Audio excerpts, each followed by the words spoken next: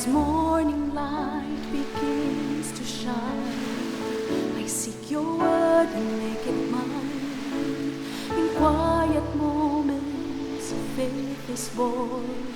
With every breaking of the dawn, rise and reflect on promises true.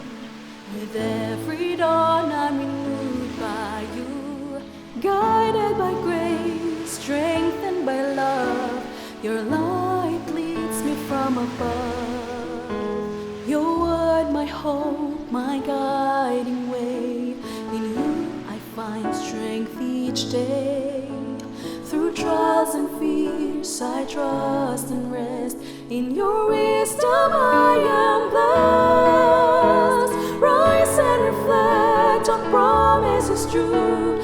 With every dawn I'm renewed by you. Guided by grace, strengthened by love, your light leads me from above.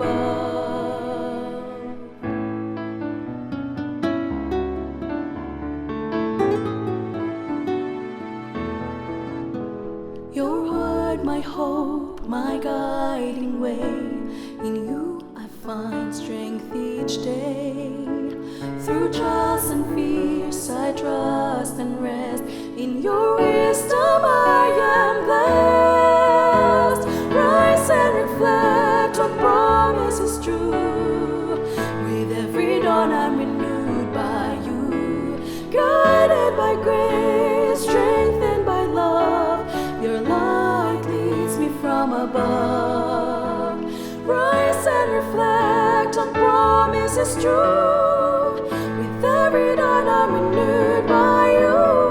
Guided by grace, strengthened by love, your light leads me from above. Your light leads me from above.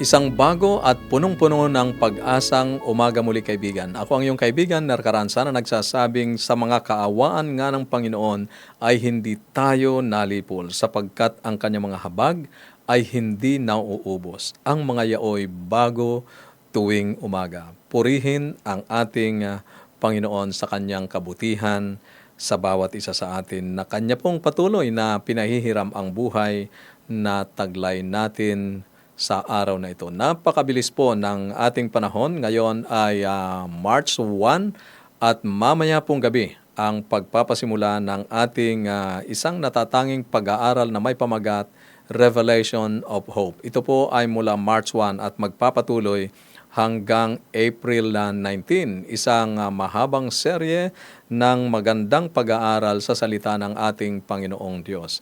Kaya abangan nyo po mamayang gabi, alas 7 ng gabi, ang pagpapasimula ng atin pong pinaka-aantay na Revelation of Hope. Ikaw ay nakikinig dito sa ating himpilan, AWR 89.1 FM. At ito po ang ating palatuntunang Rise and Reflect, saan ka man naroroon kaibigan. Ikaw man ay nakikinig sa radyo, sa iba't ibang lugar dito sa ating naaabot. Kayo po ay welcome at lubos kong pinasasalamatan sa inyo pong pagsubaybay dito sa ating himpilan at sa pagtangkilik ng ating programa. Ganon din po kayo na sumusubaybay sa ating pong Facebook page at YouTube channel. Maraming salamat po sa inyong pagtangkilik sa ating himpilan. Dito sa ating programang Rise and Reflect ay nais nating pasimulan ang bawat araw sa pagbabalik ng pasasalamat sa ating Panginoong Diyos, pagbabasa ng kanyang salita at pananalangin. At mula nga po sa ang Bible Pinoy Version, ating itutuloy ang ating pagbasa sa aklat ng Genesis. Ngayon ay chapter 49 verses 1 to 28 po ang ating babasahin. Pakinggan mo kaibigan ang sinasabi ng salita ng ating Panginoong Diyos. Pinatawag ni Jacob ang mga anak niya at sinabi, "Magsama-sama kayong lahat at sasabihin ko ang magiging future ninyo. Lumapit kayo sa akin mga anak ko. Makinig kayo sa tatay niyo. Reuben, ang panganay ko, una kong anak, bunga ng aking lakas, pinakamagaling at pinakamalakas sa lahat. para kang rumaragas ang tubig. Sa mga kapatid mo, hindi ikaw ang mamumuno. Dahil dangal ng tatay mo, nilagay sa malaking kahihiyan, dinumihan ng aking higaan, asawa ko ay sinipingan. Kayong magkapatid, Simeon at Levi, ginamit nyo ang mga sandata sa karahasan. Hindi ako sasali sa pasekreto nyong usapan, ni makikijoin sa mga meeting nyo. Sa tindi ng galit, pumatay kayo ng mga tao, pati mga hayop pinipilay nyo. Sa tindi ng galit nyo, susumpain kayo. Sobrang sama ng ginawa nyo. Paghihiwa-hiwalayin ko kayo sa buong lupain. Ikakalat ko kayo sa buong Israel. Ikaw naman, Judah, pupurihin ka ng mga kapatid mo. Ang mga kamay mo nasa liig ng mga kaaway mo. Yuyuko sa iyo ang mga kapatid mo. Judah, para kang mabangis na leon. Matapos pumatay, bumabalik sa lungga. Para kang leon na tahimik na nagpapahinga. Walang lalapit sa iyo para istorbohin ka. Hindi maaalis ang authority ni Judah. Laging maghahari ang lahi niya. Maghahandog sa kanya ang mga bansa. Silang lahat susunod sa kanya. Tinali niya ang batang donkey sa pinakamagandang puno ng kanyang ubasan. Lalabahan niya ang damit niya sa alak. Mamumula ang mga mata niya sa kakainom ng alak. Puputi ang mga ngipin sa kakainom ng gatas. Ikaw, Zebulon, titira ka malapit sa dagat. Sa pampang mo, hihinto ang mga barko. Aabot hanggang Sidon ang lupain mo. Ikaw naman, Isakar, para kang malakas na donkey. Pero nandun ka lang, nakahiga sa kulungan. Nakakita ka na magandang pahingahan at lupa na magandang taniman. Kaya pinasan mo sa balikat ang mabigat na dalahin. Sa pilitan kang pinagtrabaho gaya ng alipin. Magiging leader naman si Dan ng bayan niya, gaya ng ibang tribes ng Israel. Mabangis siyang ahas sa tabi ng daan. Nakakalason na ahas na nasa daanan. Tutuklaw sa paa ng kabayong dadaan para mahulog yung taong nakasakay. Hihintayin ko, Lord, ang pagliligtas mo. Lulusubin si God ng mga grupo ng magnanakaw, pero lalaban siya at hahabulin niya sila. Sa lugar ni Aser, sobrang sarap ng pagkain. Siya ang magbibigay ng pagkaing panghari. Si Naphtali, malayang tatakbo na parang usa. Daladala niya ang magandang balita. Si Joseph, parang mabangis na dangkay sa tabi ng bukal, gaya ng mailap na batong dangkay na nasa bundok. Lulusubin siya ng malupit niyang kaaway. Titirahin siya ng pana. Wala silang patawad. Pero matatag pa rin ang pana niya, pati mga braso niya. Ubod ng lakas dahil ito sa makapangyarihang Diyos ni Jacob. Ang shepherd, ang tagapagtanggol ng Israel. Ang Diyos ng tatay mo ang tutulong sa iyo. Ang makapangyarihang Diyos ang magbe-bless sa iyo. Bibigyan ka ng blessing na ulan galing sa langit at tubig na galing sa ilalim ng lupa. Maraming alagang hayop at maraming anak. Ang mga ani at mga bulaklak ay pararamihin. Sobrang dami, mas mataas pa sa mga bundok.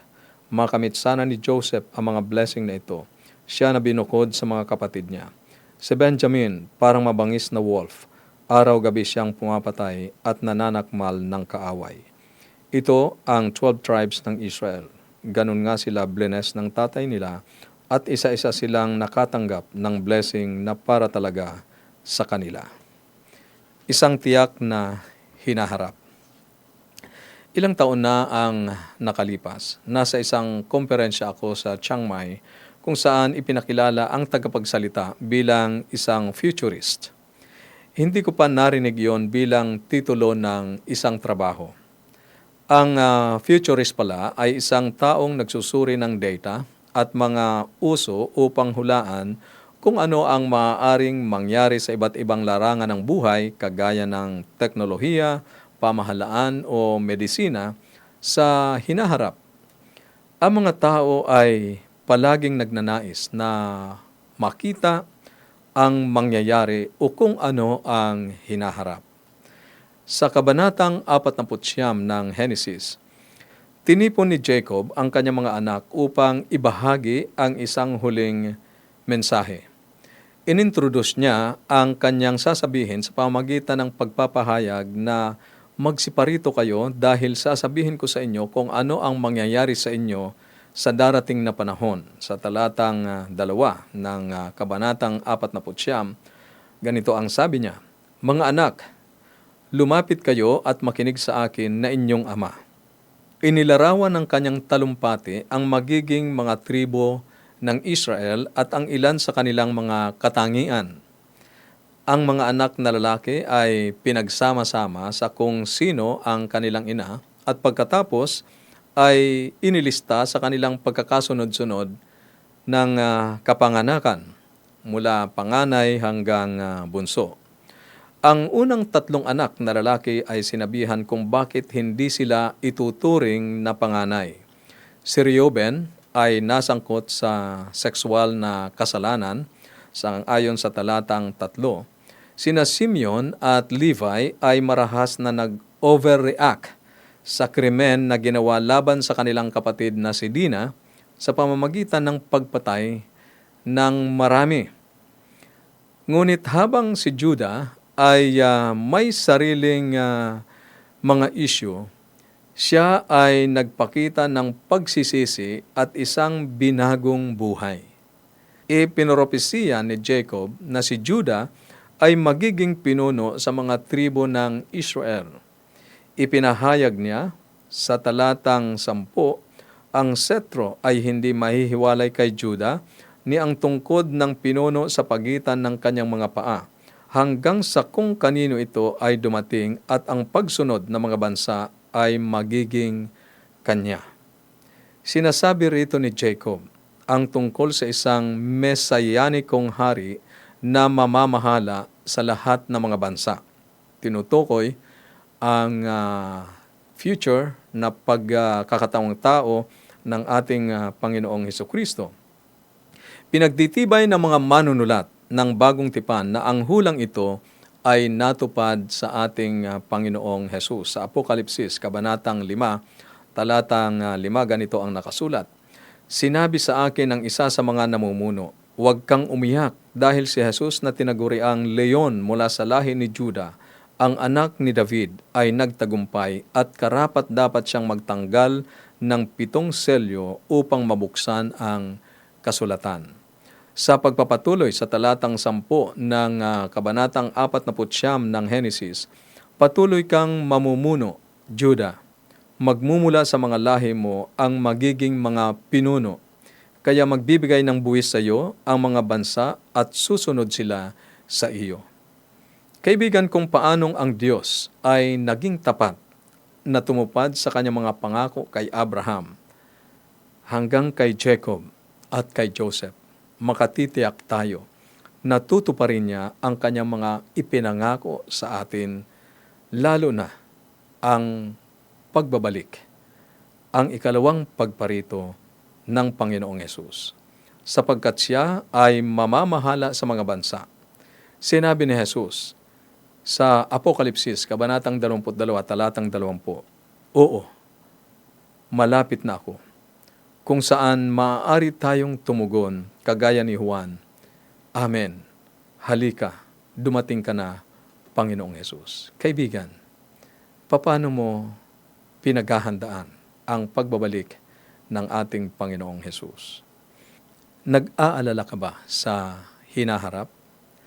Paanong ang pagkaalam na maaari tayong umasa sa pangako ng Diyos tungkol sa pagbabalik ng kanyang anak, ang ating Panginoong Hesus, ang ating tagapagligtas, ay nagbabago sa paraan ng iyong pamumuhay ngayon? Para sa iyong comment and reflection, maaari kang mag-comment dyan sa ating comment section para po sa mga nasa Facebook page at YouTube channel. Mag-comment po kayo ng inyo pong insight dyan po sa comment section. At para naman po sa mga nakikinig sa radyo, ang atin pong mga numero kung saan maaari kayong mag-text ay 0917-1742-777.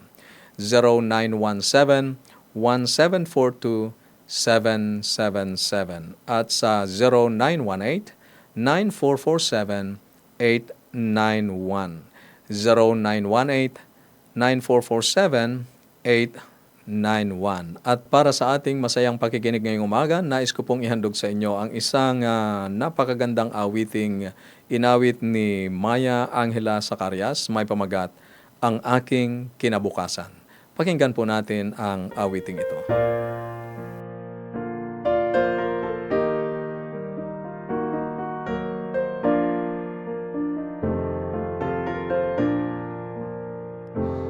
Ang aking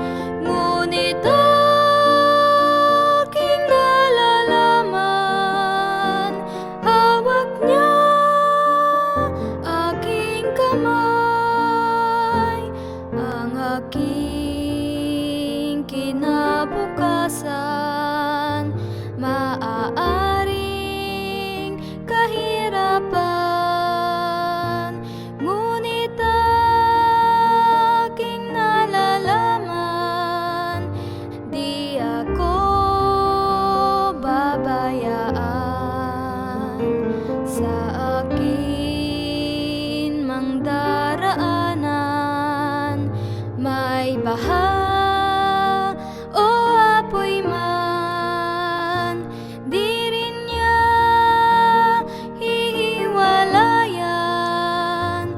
Magwakas man ang buhay, ang aking kinabukasan, di ko maunawaan.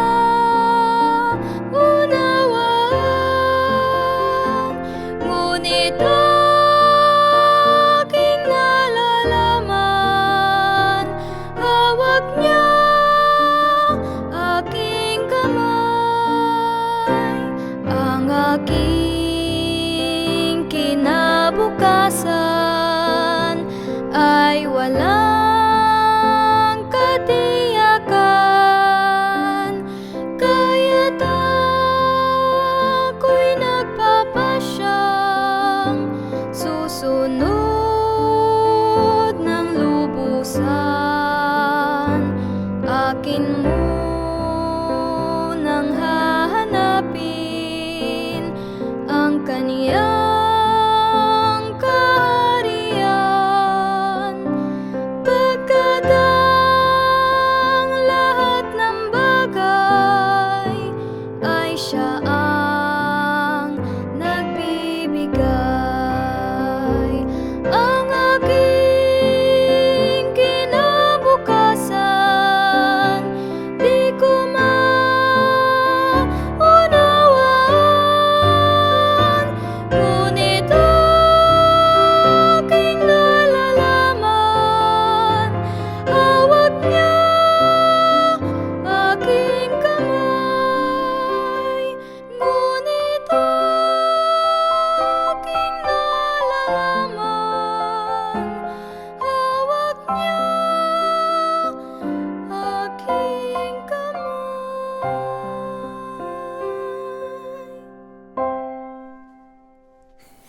Maraming salamat, Sister Maya, sa iyong paghahandog ng napakagandang awiting iyong inawit. At kaibigan, sana po ay naging pagpapala ito sa iyong pakikinig. Wala tayong dapat ipag-arala sa ating hinaharap, sapagkat alam natin na anuman ang mangyari sa atin ngayon, kung tayo ay mananampalataya, magtitiwala sa ating Panginoong Jesucristo sa kanyang pagbabalik, ibabangon niya tayo at dadalhin sa langit na bayan na kanyang inihanda para sa mga magtatapat sa kanya. Tayo ay dadako sa ating pananalangin at nais kong makasama ka sa paglapit sa ating Panginoong Diyos sa pamamagitan ng pananalangin. Tayo ay manalangin. Panginoon naming Ama, dakilang Diyos, Ikaw na Diyos ng mga Diyos, Hari ng mga hari, may lalang ng buong sanlibutan. Itinalaga niyo ang araw ng Sabath upang kayo ay aming katagpuin, papurihan at sambahin. Panginoon, sabi kaming nag-aantay sa pagbabalik ng iyong anak, ang aming Panginoong Hesus, ang aming tagapagligtas. Turuan niyo po kami kung paano mamuhay sa liwanag ng ikalawang pagparito ng inyong anak. Naway lumago kami sa pananampalataya bilang mga Kristiyano at mamamayan ng iyong walang hanggang kaharian. Panginoon, ihanda niyo po kami sa dakilang tagpong ito ng pagsalubong sa inyo.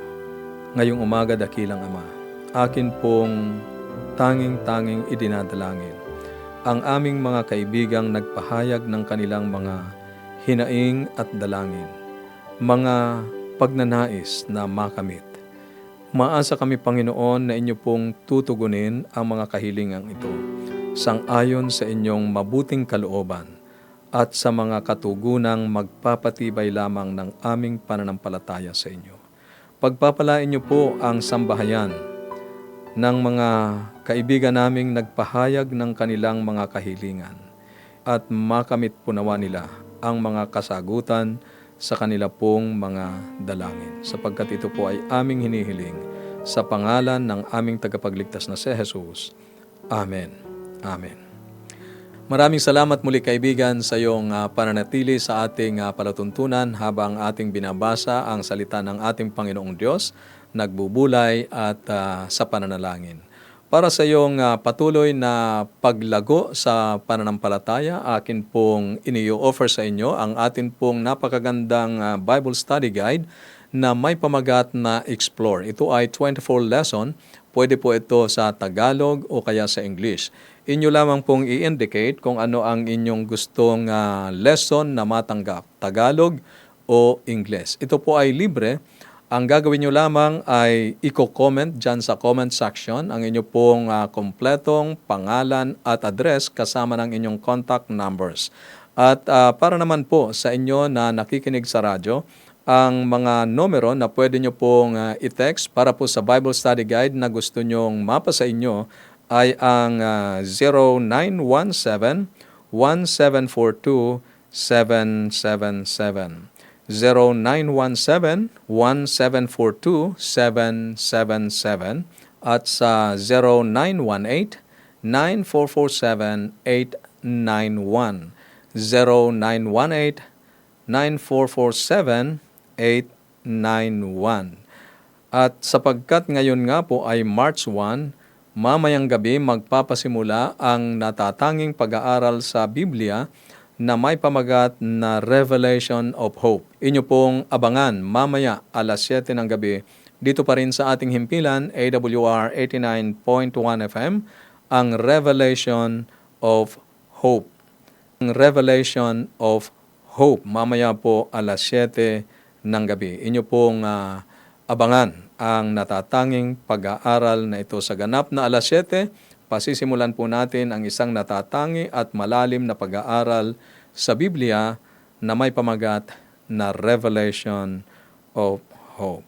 Kaibigan, sinasaliksik ninyo ang mga kasulatan sapagkat iniisip ninyo na sa mga iyon ay mayroon kayong buhay na walang hanggan. Ito ang iyong kaibigan, Ner Caranza, na nagsasabing, kung ang salita ng Diyos ang iyong gabay, landas mo ay hindi masisinsay. Patuloy po kayo makinig sapagkat ihahandog pa namin ang mga makalangit na awitin at iba't ibang mga programa dito sa ating himpilan, AWR 89.1 FM. God bless.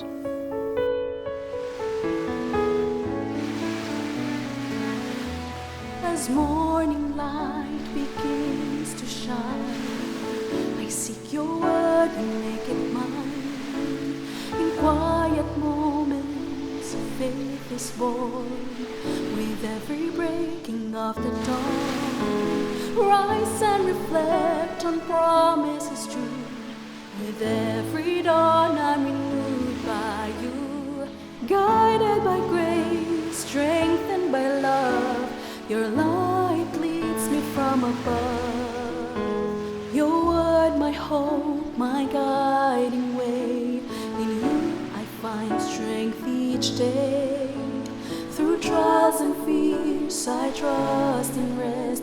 In your wisdom I am blessed. Rise and reflect on promises true. With every dawn I'm renewed by you. Guided by grace, strengthened by love, your light leads me from above.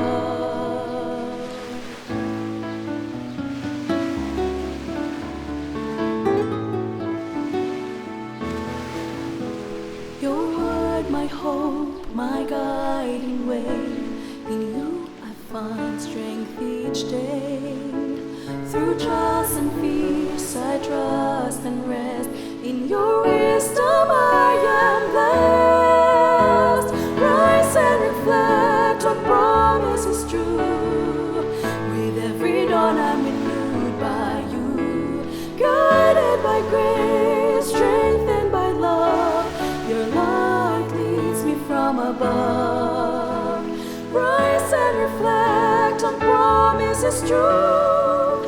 With every dawn I'm renewed by you. Guided by grace, strengthened by love, your light leads me from above.